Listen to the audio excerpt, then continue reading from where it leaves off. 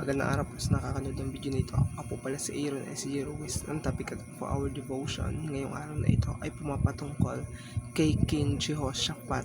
No? Ano nga ba yung meron sa kanya? Naging kagaya ba siya ni King David? At ano ba yung mga dagdag na istorya? No? Or ano yung mapupulot nating aral sa istorya ni King Jehoshaphat?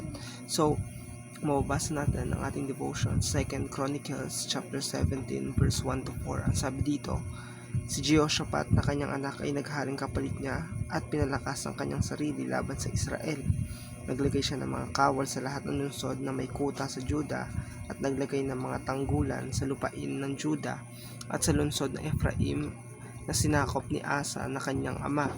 Ang Panginoon ay kasama ni Jehoshaphat sapagkat siya'y lumakad na sa mga unang lakad ng kanyang ama at hindi niya hinanap ang mga Baal, kundi hinanap ang Diyos ng kanyang ama at lumakad sa kanyang mga utos at hindi ayon sa mga gawa ng Israel.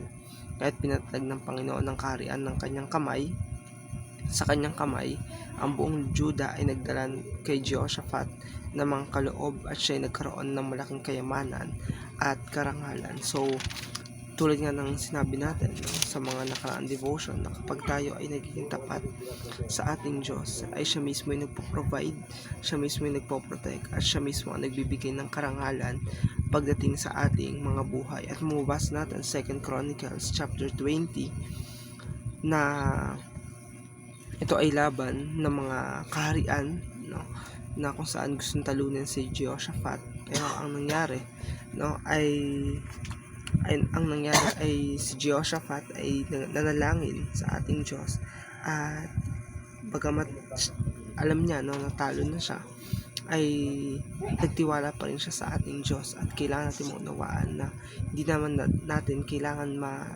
makita talaga yung future, no. Ang kailangan lamang natin ay magtiwala sa ating Diyos. At sinasabi rin natin, no, sa 2 Chronicles chapter 20 na ang ating paningin ay dapat nating ilagak or itingin lamang or i-focus lamang sa ating Diyos. At kailangan natin maunawaan sa passage na to na ang Diyos ang nagbibigay ng tagumpay sa atin, dahil pagtapos ng yung labanan na yon, ang Diyos ang lumaban kila Jehoshaphat at sa bayan ng Juda upang sila ay manalo. So, ang ating Diyos ay laging tapat, laging nariyan at laging lumalaban para sa mga tapat na naglilingkod at tapat na nagtitiwala sa kanyang pangalan. So, ito lamang po ang ating devotion ngayong araw na ito. Maraming pong salamat.